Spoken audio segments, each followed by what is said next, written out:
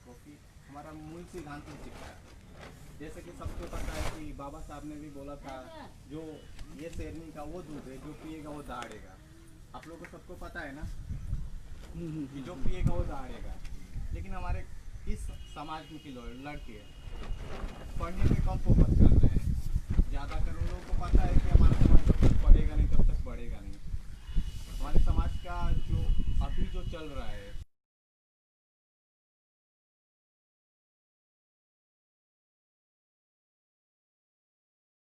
हमारा समाज आगे बढ़ेगा नहीं। जैसे कि हम लोग जानते हैं कि आजकल हमारे साथ हर जगह, हर मोड़ पे पढ़ाई से लेके सिचुएशन घर पे लेके या कहीं पे भी किसी भी फील्ड में हम लोग जाते हैं, वहाँ पे हम लोग को सिर्फ एक ही चीज़ सबसे ज़्यादा घृणा की नज़र से देखा जाता है, ये लोग नीची कास्ट के हैं, ये लोग इस बिरादरी के हैं, इनके साथ घृणा किया जाए, ऐसा किया जाए, वैसा किया, किसी भी नज़र से हमको उच्च स्तर पे नहीं देखा जाता है। जैसे कि आप लोगों को पता होना चाहिए कि हम लोग को अगर उस लेवल पे जाना है, उस जगह जाना है, तो उसके लिए हम लोग को शिक्षा महत्वपूर्ण है। हमारे समाज को सबसे मोस्ट इम्पोर्टेंट ज़रूरत है तो शिक्षा की। जब तक हमारे समाज में लड़के पढ़ेंगे नहीं, तब तक हमारा समाज, हमारा अस्तित्व हमारा ऊपर नहीं जाएगा। बात इतना ही कह के मैं आप लोग को जय भीम बोलता हूँ। अगली बार अगर कभी भी मौका मिलता है दीपक भैया के साथ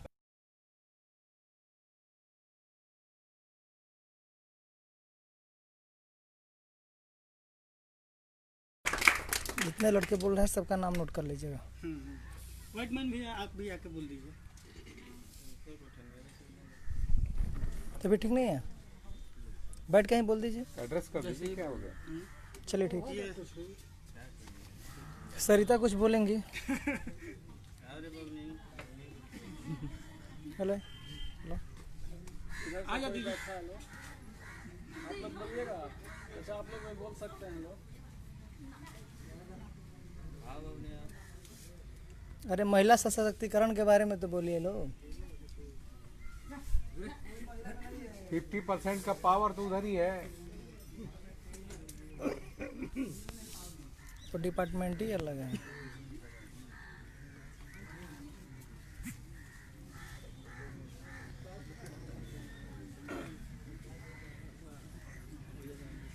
अब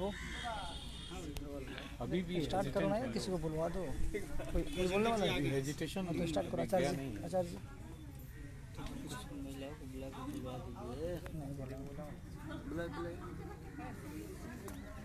नहीं बोलने वाली है महिला। हाँ तो फिर बोलिए, आचार्य जी बोलेंगे। परिचय दे दीजिए उनका। जिला सचिव भीम आर्मी का आचार्य साहब आए हैं, अभी आप लोग को कुछ समझाएंगे और जो भी बताएंगे उसको हम लोग सुनेंगे भी और फॉलो भी करेंगे। Very good.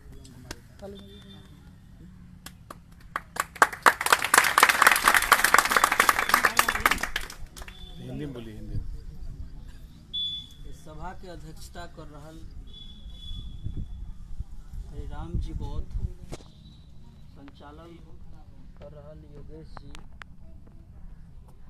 यहाँ व्हाइट मैन के नाम से जाने जाए वाला हमने के अभिभावक रूपी गार्जियन, तमाम हमने के अभिभावक, बुजुर्ग, नौजवान साथी, माता और छोटा छोटा भारत के भविष्य, तमाम लोग के त्रिवार नमो बुधाय, जय भीम। जय भीम।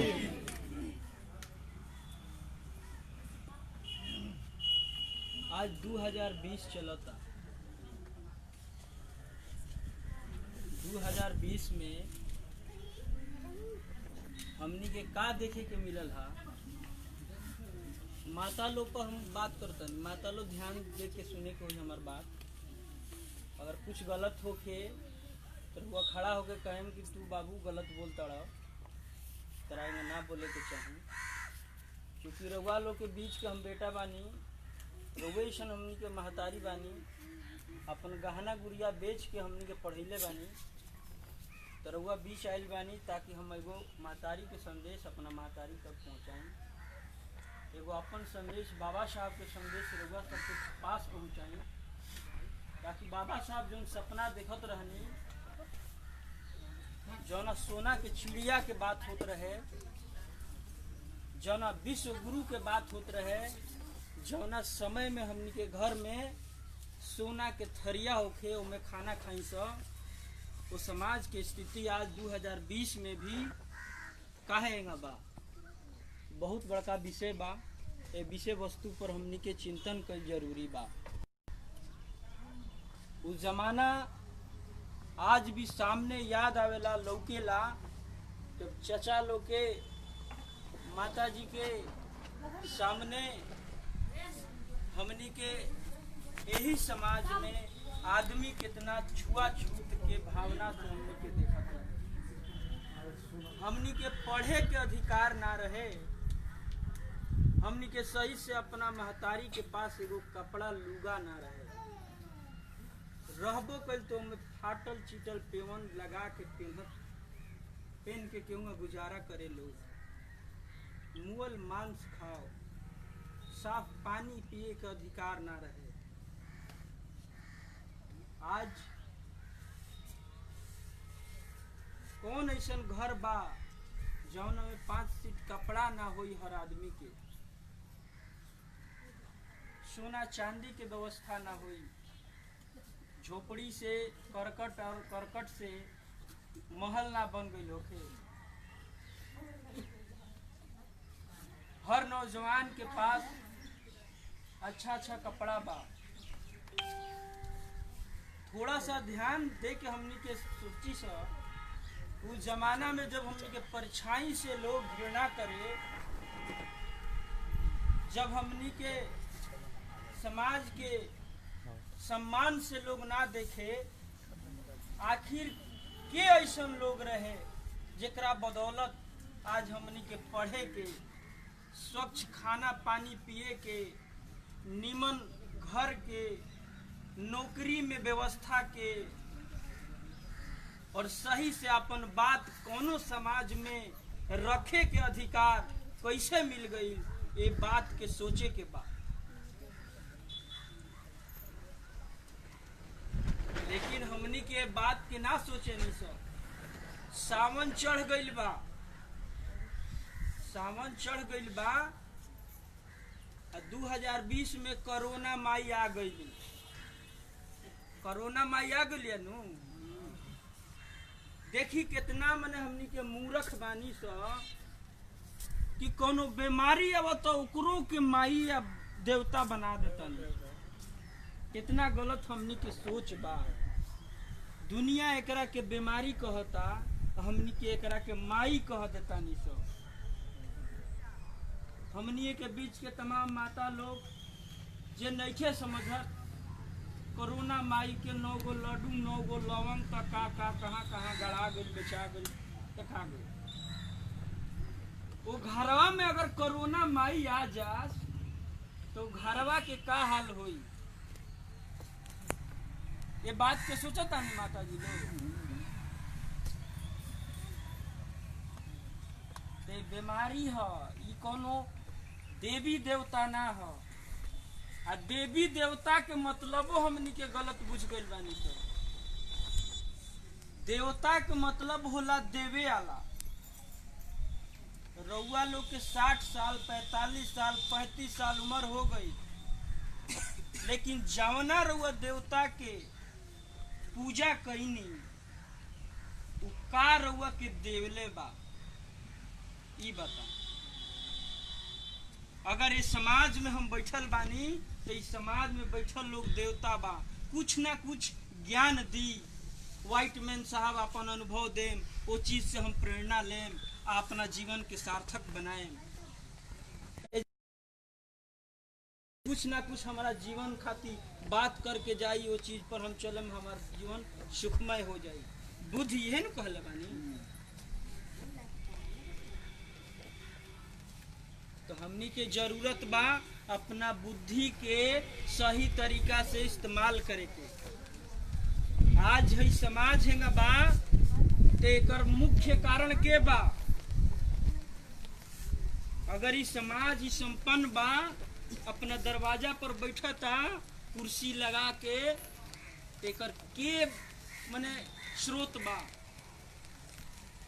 एगो कि इंसान के गरिमा के कुछ चीज ना बुझे, रउआ अपना द्वारों पर बैठल बानी कुर्सी पर, तो कुछ लोग मानसिक बीमारी वाला लोग रउआ के अपना कुर्सिया पर से, रउआ अपना कुर्सी अपना खटिया पर से रउआ के बैठे के अधिकार ना रहा।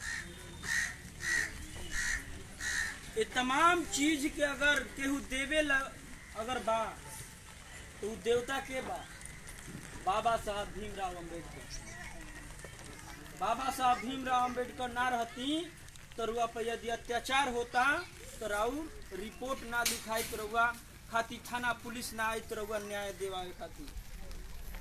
सोची कि कितना व्यक्ति त्यागी होके हैं कि आज रुआ के जना जमाना में परछाई से लोग दूर होके वो जमाना में लड़ के रुआ खाती अधिकार देनी। बाबा साहब अपन 4-4 गो लड़कन के रउआ सब खाती मृत्यु की ओर झोंक देहनी, लेकिन रउआ लोग खाती वहाँ के अपन तमाम चीज त्याग देनी। बाबा साहब अगर भारत के संविधान ना लिखले रहती तो शायद आज भी समाज कहीं दो तमाम गांव के बगल में रही और कीचड़ में रही, मांस मुगल खाई, कहीं से जानवर की तरह हमेशा रही जिंदगी। लेकिन समाज में सब कोई बुरा ना होला। कुछ लोग जे तथा कथित कहेला कि हम उच्च जाति से बानी, ओहू जाति से कुछ लोग आवेला आ कहेला कि ना समाज में सबकरा के बराबरता के बात होखे के चाहिए। बाबा साहब भीमराव अम्बेडकर जब रउआ सब खाती इंग्लैंड जात रहनी पढ़े तो राज रतन के तबीयत खराब हो गई।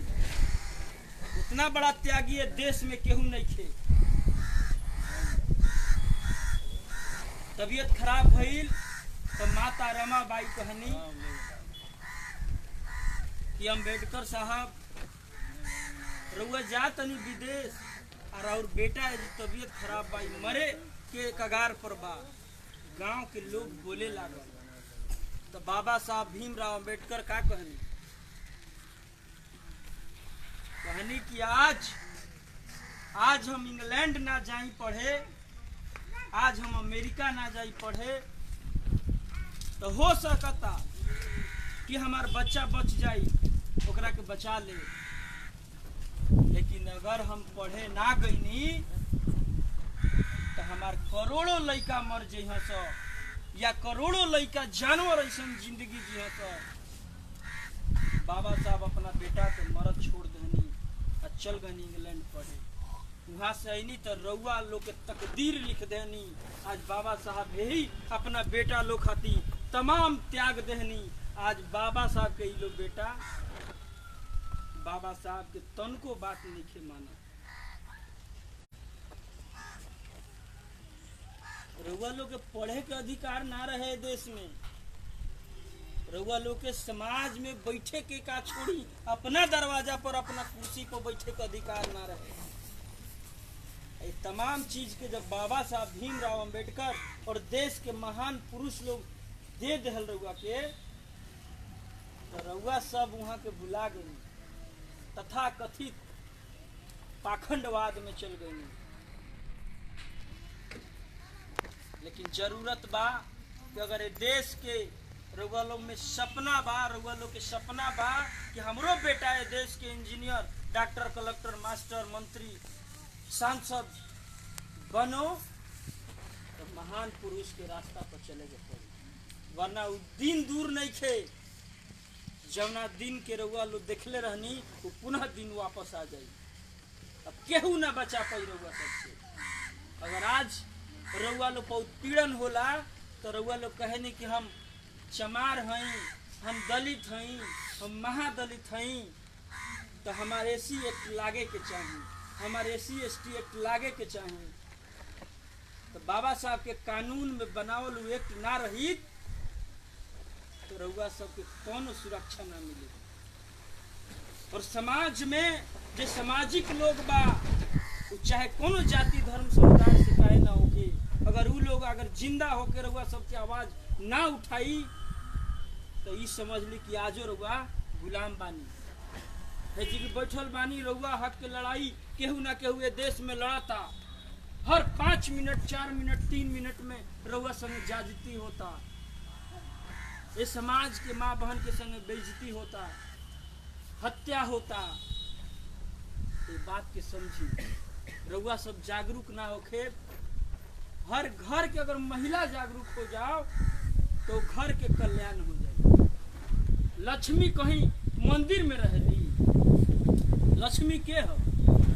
लक्ष्मी के पूजा कैला से अगर धन संपत्ति आ जाइत ना तो सबसे ज्यादा पंडा पुजारी लोग करेला, उहे लोग देश के सबसे बड़का राजा हो जाई।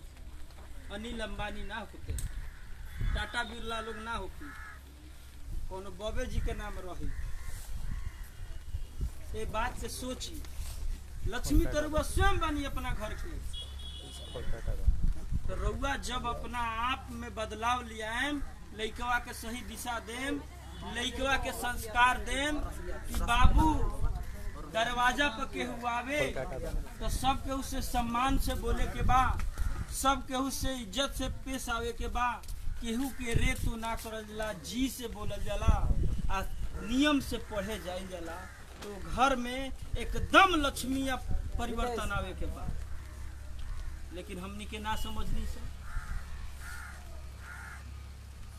आज हमनी के माता लोग एगो कागज ले लेता, आधार कार्ड के, हे मुखिया कली, हो वार्ड कली, हो पंच कली, का तो हमार पेंशन बनवा दी, हमार इंदिरा आवास करवा दी, हमार हई काम करवा दी। लेकिन होता का कुछ होता? सोची, जे संपन्न घर से बा ओकरा घर के कोनो महिला आवता? लइखे आवत। बहुत बड़का लड़ाई बा, इस समानता के लड़ाई बा। एकरा में अगर ना लड़ेम तो रउआ के केहू अपना बराबरी में ना बैठाई। रउआ के वही ना देखल जाए जेंगा रउआ के पहले देखल गए। तो बाबा साहब भीमराव अम्बेडकर इतना बड़का त्याग कैनी, हमने के बाबा साहब के ना समझनी सब। हमने के बाबा साहब के रास्ता छोड़ के पाखंडवाद की ओर चल गई। तो कहीं कहीं हमार माता लोग शिव चर्चा करावे नहीं लोग। शिव चर्चा होला नू, केहू के चर्चा करी हमरा आपत्ति नहीं थे, लेकिन वो चर्चा से वो समाज के, वो परिवार के बदलाव होखे के चाहिए। अगर हमार बेटा बा तो हम अगर चर्चा करतनी शंकर जी के तो पूछे नू कि पापा तू शंकर जी के पूजा करेला, आखिर शंकर जी का कोइले बाड़ा, शंकर जी का रहले, तो रउआ सब का बताए? यह न बताए कि शंकर जी नीलकंठी रहनी, भांग धतूरा पियत रहनी, और का हम कही? तब लड़का कही कि यह पियत रहनी तो इतने में रउआ वहाँ के गुणगान करतनी। लेकिन जहिया हम देश के महापुरुष के गुणगान करेम, वो लोग के चर्चा करेम, तो लड़का पूछी कि पापा, चाचा, भैया, बाबा साहब भीमराव अम्बेडकर का रहनी, ये देश में सम्राट अशोक का रहनी, ये देश में बुद्ध का रहनी, ये देश में तमाम महापुरुष लोग का रहे, तो ओकरा विषय में बताएं कि देश के संविधान लिखे वाला बाबा साहब रहनी, दुनिया के शांति के मार्ग बतावे वाला तथागत बुद्ध रहनी, तो लइकवा के ज्ञान मिली। लेकिन हमरा समाज के लोग अंधविश्वास में इतना विलीन बा कि हमरा समाज के महिला छोड़ी ना, पढ़ल लिखल हमार बहन लोग शिव चर्चा में, मंदिर में, मस्जिद में चल जाला, अनेक प्रकार के वर वरदान मानेला।